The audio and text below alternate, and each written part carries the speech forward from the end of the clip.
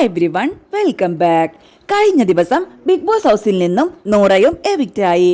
പ്രതീക്ഷിക്കാതെ വന്ന അതിഥികൾ ആദിലയ്ക്കും നൂറയ്ക്കും കൊടുത്ത ഒരു ഗിഫ്റ്റ് പോലെയാണ് അവരുടെ എവിക്ഷൻ കണ്ടിട്ട് എനിക്ക് തോന്നിയത്. ശേഷമുള്ള നൂറയുടെ ഇന്റർവ്യൂവിലെ ചില കാര്യങ്ങൾ ഇപ്പോൾ ട്രെൻഡിങ് ആണ്. എങ്ങനെയുണ്ടായിരുന്നു ബിഗ് ബോസ് എന്ന ചോദ്യത്തിന് നൂറ, ബിഗ് ബോസ് അടിപൊളിയായിരുന്നു. നമ്മൾ അൺഎക്സ്പെക്റ്റഡ് ആയിട്ടുള്ളതും എക്സ്പെക്റ്റഡ് ആയിട്ടുള്ളതുമായ കുറെ കാര്യങ്ങൾ സംഭവിച്ചുകൊണ്ടിരിക്കും. നല്ലോണം മെലിഞ്ഞല്ലോ എന്ന് പറഞ്ഞപ്പോൾ അതെ, നല്ലോണം മെലിഞ്ഞു, ക്ഷീണിച്ചു, ശോഷിച്ചു പോയി. ഞാൻ തടിച്ചു ഗുണ്ടുമണിയായി പോയതായിരുന്നു. പുറത്ത് എന്തൊക്കെ പറയുന്നേ എന്നറിയോ? ഒരു സൈഡിൽ ആലിയ ഭട്ട്, അങ്ങനെ ഒരുപാട് കഥകളുണ്ട്. ഇവിടെയും നിങ്ങൾക്ക് നല്ല മനപ്പൊരുത്തമുണ്ടല്ലോ. ആതിര ഇല്ലാത്ത ദിവസം എങ്ങനെ ഉണ്ടായിരുന്നു? എനിക്ക് കുറച്ച് ഡിഫിക്കൽട്ട് ആയിരുന്നു. ഞാൻ വിചാരിച്ചു ഇമോഷണലി ഞാൻ വീക്ക് ആവാതെ പോകുമെന്ന്. പക്ഷേ കുറെ പ്രശ്നങ്ങൾ വന്നപ്പോൾ ഞാൻ ആകെ ഡൗൺ ആയി. അപ്പോൾ ഞാൻ കരഞ്ഞില്ല.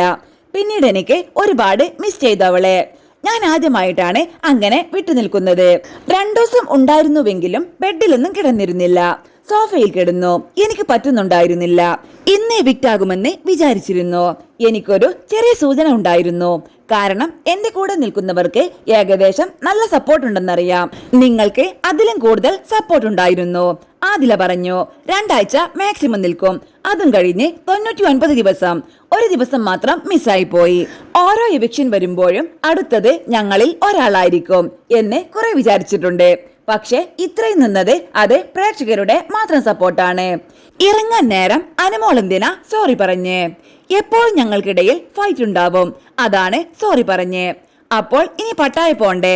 അതെ, പോണം. അവൾ ഇറങ്ങട്ടെ. ആരൊക്കെയാണ്? അനു, ശൈത്യ, ആദില, ഞാൻ. എന്തിനാ പട്ടായിൽ തന്നെ പോകുന്നേ? ഞാൻ ആദിലയോട് ചോദിച്ചു.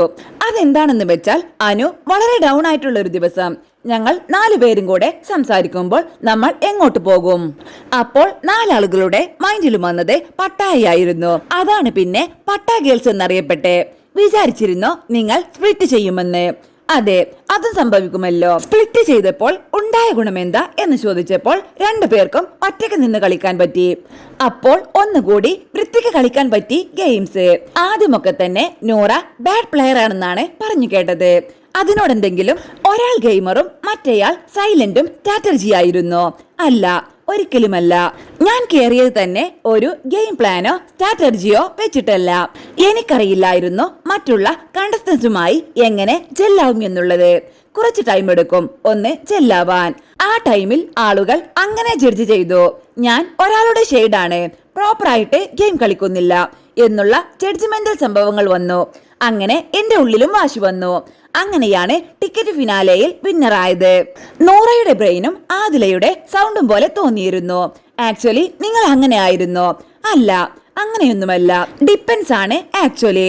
എനിക്ക് തോന്നിയാൽ മാത്രമേ സംസാരിക്കൂ. അവൾ അങ്ങനെയല്ല, നല്ലോണം സംസാരിക്കും. എക്സ്ട്രോവേർട്ട് എന്ന് തന്നെ പറയാം.